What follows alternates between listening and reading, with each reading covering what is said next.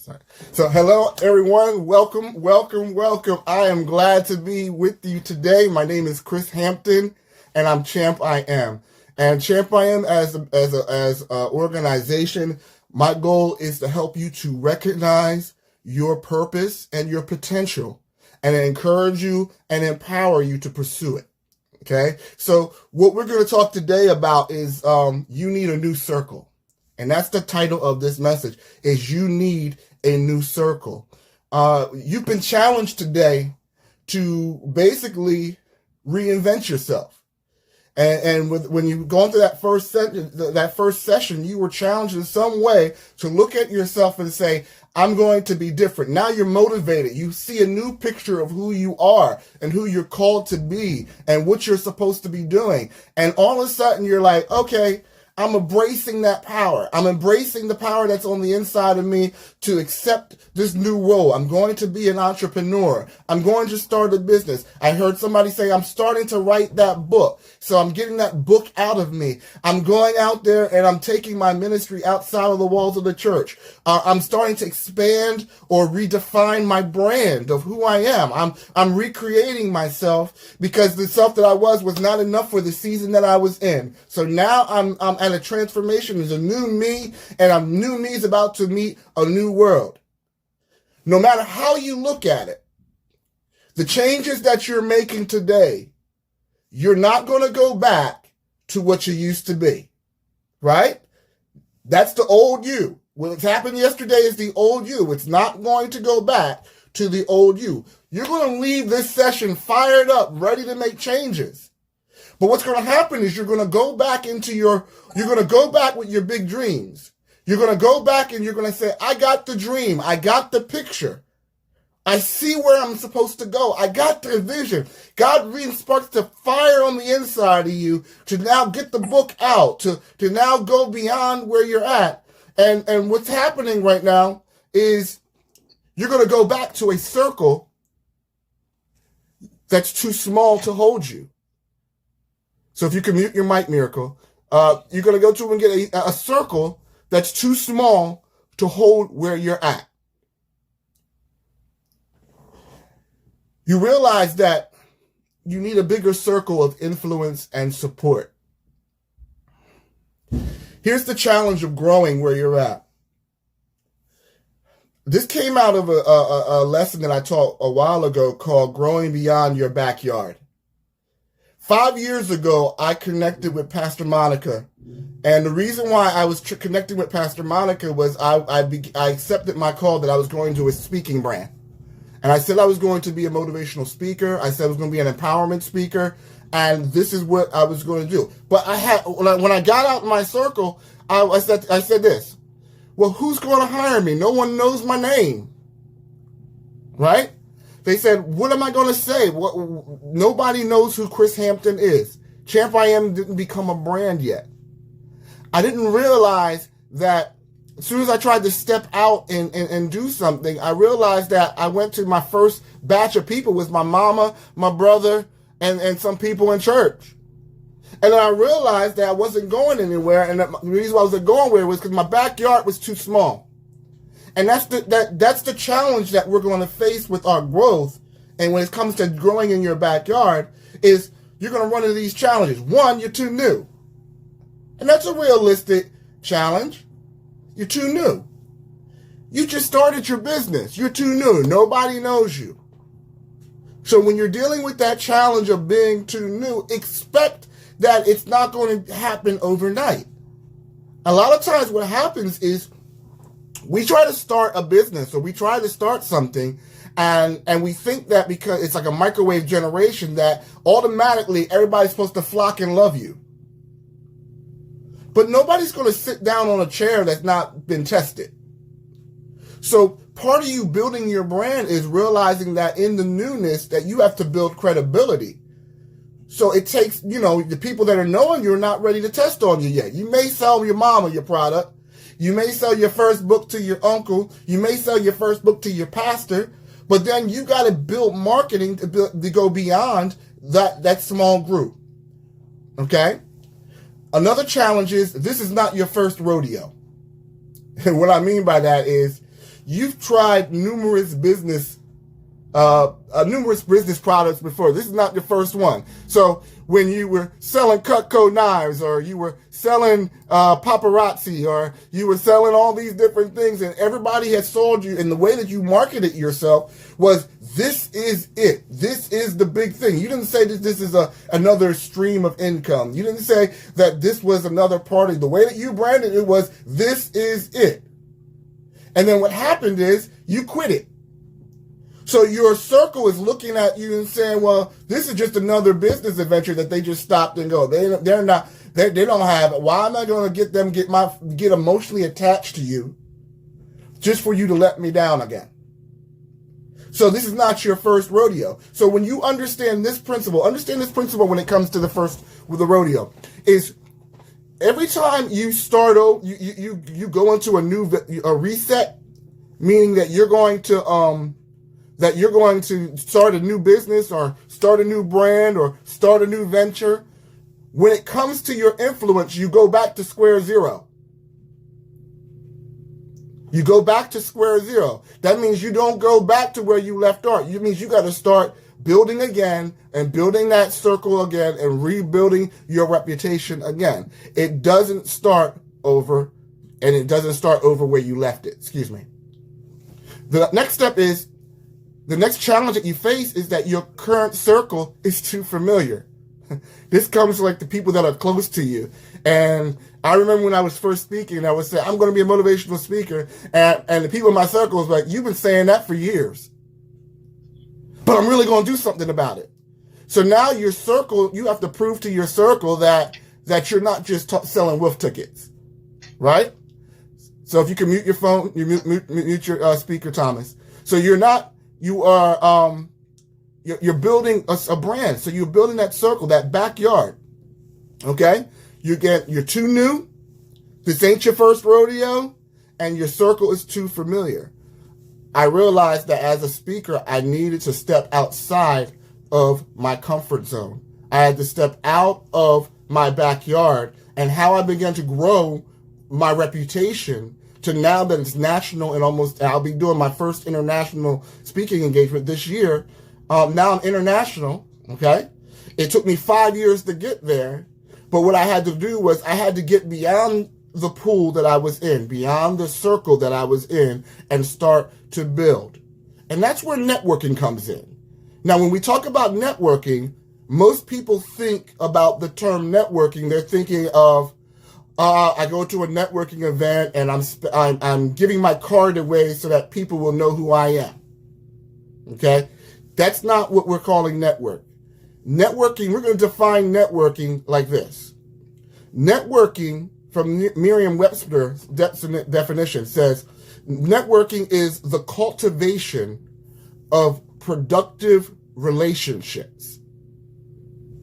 The cultivation of productive relationships for employment, for business, and I added in for next level opportunities. Okay? The key word in that definition, or the key words in that definition, is productive and relationships. Productive and relationships. Okay? Productive meaning that these are something that is going to produce something. It's going to grow something in you. There should be some results from this. Okay? Meaning that in the relation, and then having relationship is being able to come together and have some type of communion going in the same direction. So there's an interrelationship that's going on, okay? Are your relationships productive? Okay?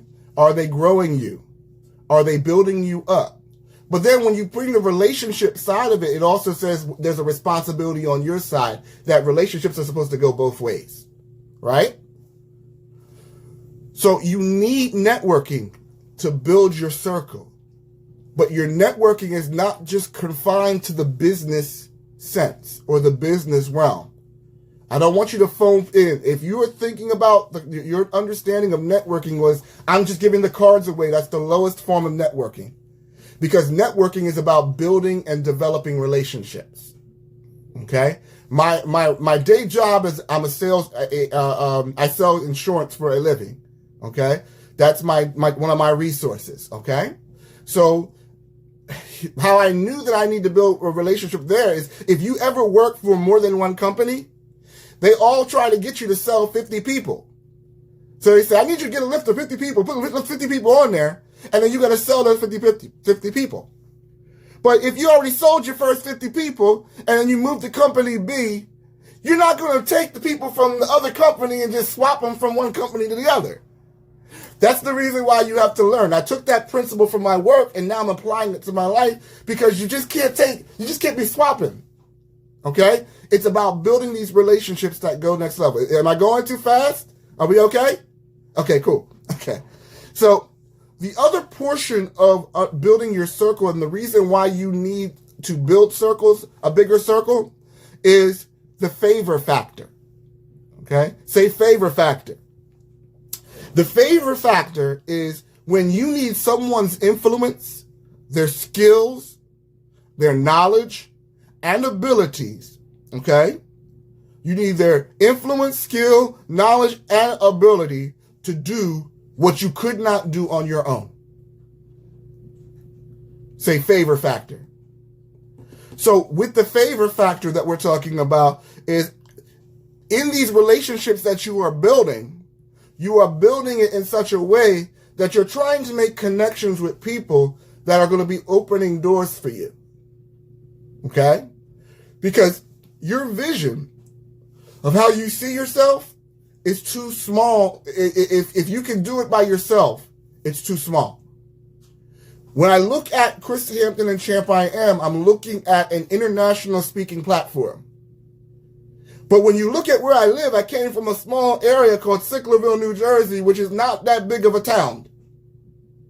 It's going to take people. It's going to take influence. It's going to take other people to bring in and open doors for me to get where I need to go. Because my life and my vision is bigger than where I am.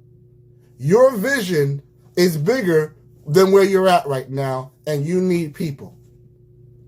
Say, send me favor. I need a favor. I need favor in my life.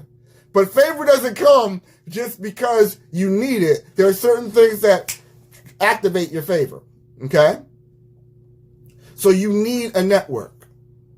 So let's talk about the relationships that you need to have in this circle. So there's some important relationships. So if we're talking about relationships, we're not talking about one type of person. Right? We're saying relationships with the S at the end. Okay?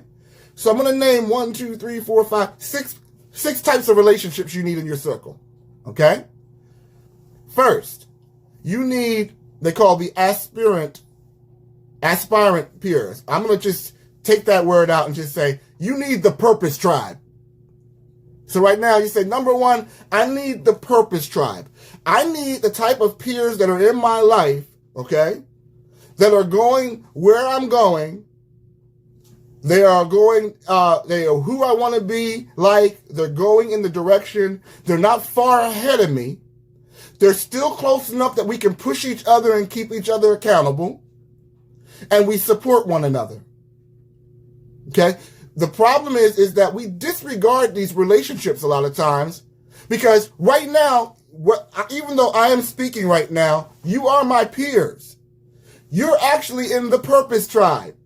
Okay? There are things and resources that are on the inside of you that I may need. And there's some things that are on the inside of me that I may need, that you need from me. Okay?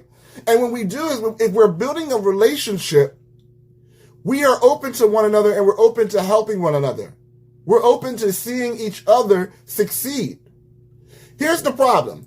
We look at the people in our peers and say, well, let's see. Well, Natasha's in ministry, and I'm not necessarily looking for a ministry thing right now. So we neglect her. We don't even try to build relationship with her because right now you don't need what she has. But if you were thinking in the way of networking, you would connect with everyone in this room. You would want to find out what they're doing. Okay? Because you may not need them now. But if I know that I want to come to Barbados, I know I can talk to Sister Lisa. Right? If I know I need someone and I want to do a book collaboration, I can talk to Apostle Peggy, Sister Lisa, Chevelle, right? All these up and coming books. I might not need you now, but we may need each other later. So you can't disregard these peer relationships. Okay?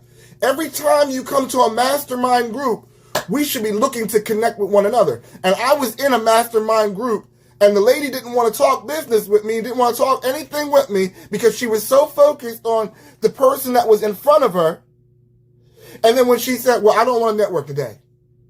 I said, well, we're here for. And as we started to talk and build natural relationship, she realized that I was in the same work industry as her, and I was able to provide her with information that helped her with her work. She didn't know that we had that connection. And if you left it to her, she would have totally blocked me out and missed getting the information that could have took her career to the next level. So don't forget these aspirant relationships or the purpose tribe. That's what we're doing. We're building purpose. Social peers, that's the next one. Social peers is your friends, are your friends. Okay? It is sad when I hear people say that it's lonely at the top. Y'all need to get a life. Okay? You need friends. Okay? Friends have their place. Okay? The very first person that I started, I'm actually an actor, and I have IMDb credits. Did I say that right? Yeah. Okay. I got the IMDb credits because I was actually an actor in a movie. My friend was filming an independent movie, and he needed a pastor, and I'm not a pastor, but he needed a pastor to do the wedding. And then when I did the wedding, I said, they need counseling. And I've been through enough premarital counseling and aftermarital counseling to keep it going. So I was able to drop wisdom from my experience into his movie, right? And I ended up and I didn't know nothing about movies, but he ended up putting me as the narrator into the whole entire movie, and I came at the end of the movie. My friend, and I wasn't Champ I Am at the time. I had it in here. But because I watched my friend jump out and achieve his goal, jump out and jump into his dream, it inspired me to jump out and do my dream. Okay? And out of that, he opened doors for me that my very first public speaking goal was not to church, not to the Fortune 500, but to the fashion industry. I was a motivational speaker to the fashion industry. I didn't even know how to dress. And I was trying to talk to them about being able to be comfortable with who they are and their self-image. And God opened up a whole entire... Why? Because I was able to value my friendships and watch God open the doors from my friendships.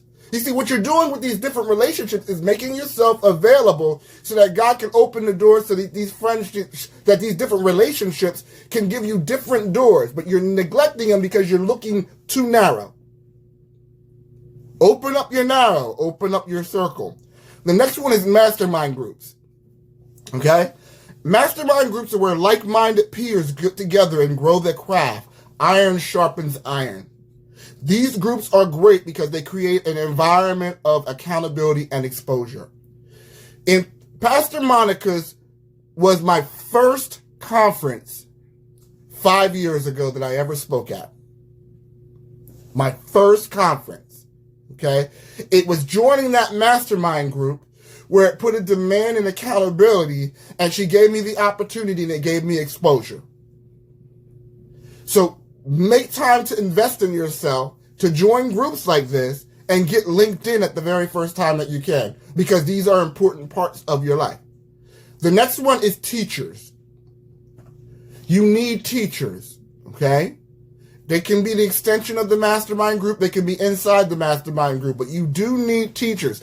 Teachers are your instructors. Teachers may not be personal, and this is very important. Teachers may not be personal.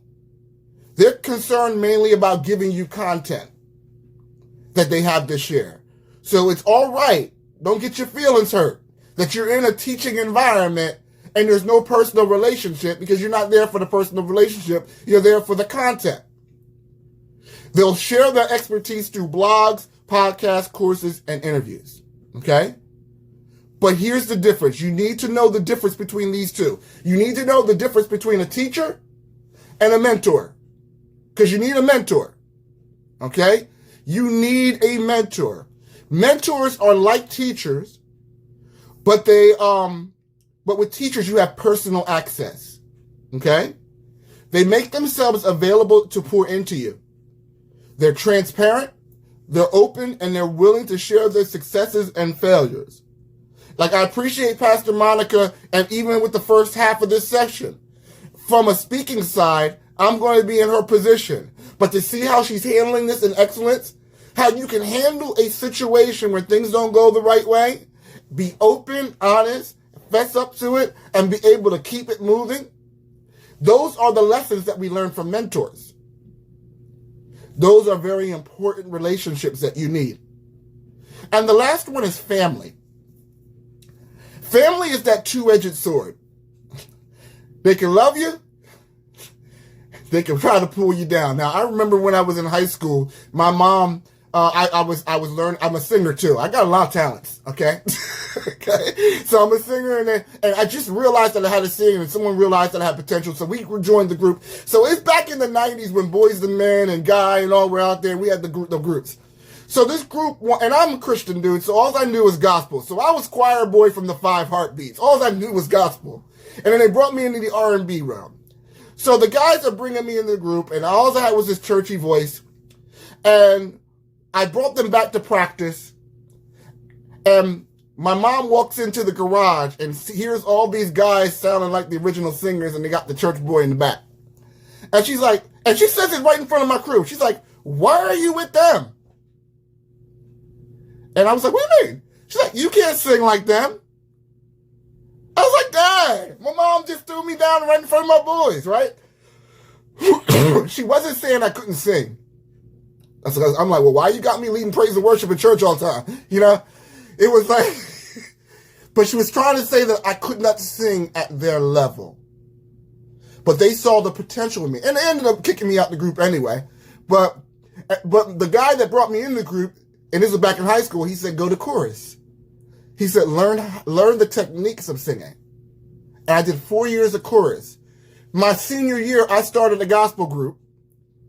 And guess who joined the gospel group? The guy that brought me in the other group that kicked me out.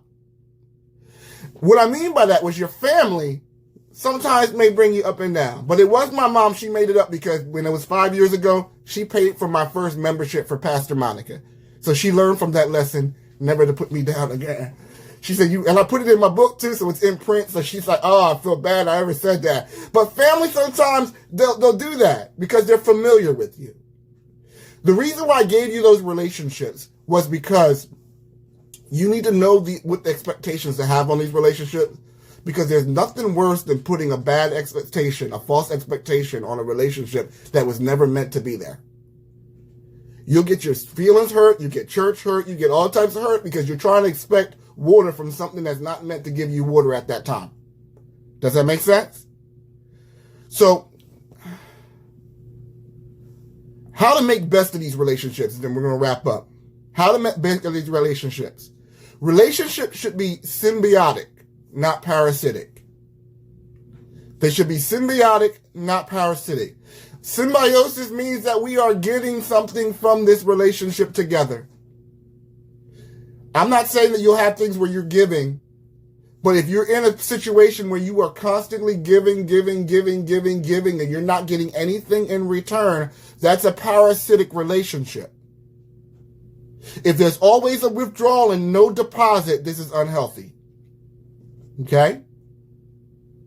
Learn how not only to link in, but be connected. Learn not only how to link in and be connected. How many people that are on your social media are you really connected with? When you're connecting with us and you connect with me outside, find out what you're doing.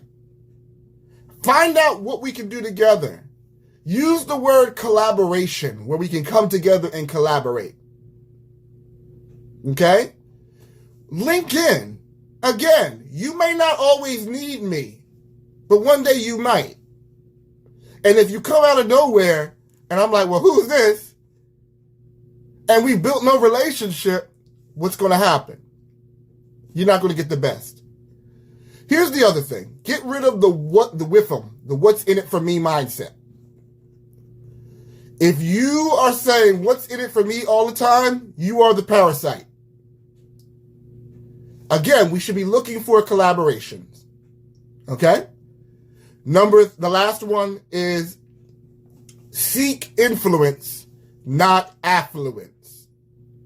Seek influence, not affluence. What influence means is that you have the power and the capacity to make change. What affluence is you just got wealth and money.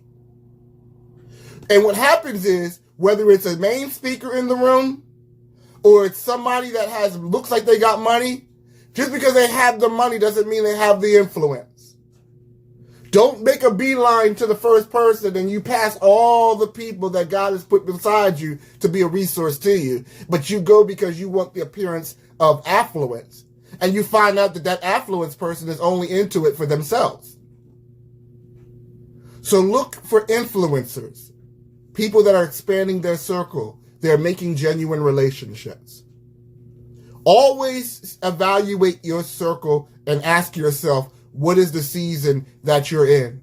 There are times to expand and times to keep them close. And it's time to expand your circle, and there's time to keep your circle close. And you need to know what season that you're in your life as well. So my conclusion, I'm going to give you a conclusion, is that you're called to great things that God has in store for you, but you got to make room for others who are meant to help you along the way. Because these relationships are there to grow you, to teach you, that it'll walk alongside you, and to protect you. You need this circle. Just want to give you an idea. This is a part of my class that I'm teaching called Release to Lead. This is a series of leadership classes that I'm teaching. And with Release to Lead, the first class that I'm actually doing right now is called Developing Passionate Leaders. And this is for anybody who's doing in a ministry or industry, or you're by yourself. If you are in a situation where it's somebody more than you, you're going to need to learn how to raise up leaders. Okay? So this course is going to teach you how to build leaders, how to identify leaders, and the cost of leadership and the levels of leadership. It's a class that starts on June the 4th, and it starts at 8 p.m. Eastern Time. And if you go on to eventbrite.com, and type in Developing Passionate Leaders, you will get that course. It's a $25 course for it, but you get that course for $25. And again, you'll get a workbook out of it, and you also get a bonus class on conflict resolution. So you're going to learn how to deal with conflict. All right? So again, I'm Chris Hampton with Champ I Am, and I'm going to open it up for questions now. We have 2 minutes and 34 seconds for questions. So what are some questions that you have? You can take your mics off mute. Any questions, comments, statements?